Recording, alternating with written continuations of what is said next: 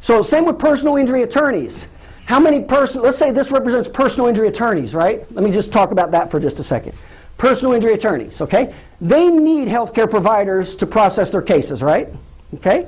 Let's say this represents personal injury attorneys. How many of them are actually looking for chiropractors to do business with? A lot or a little? A lot or a little? You guys ever had a mailing from a personal injury attorney wanting your business? Huh? Do they think they need you? No. Do they think you're even possibly a liability? Yes. That's the reality. That's the reality of the world.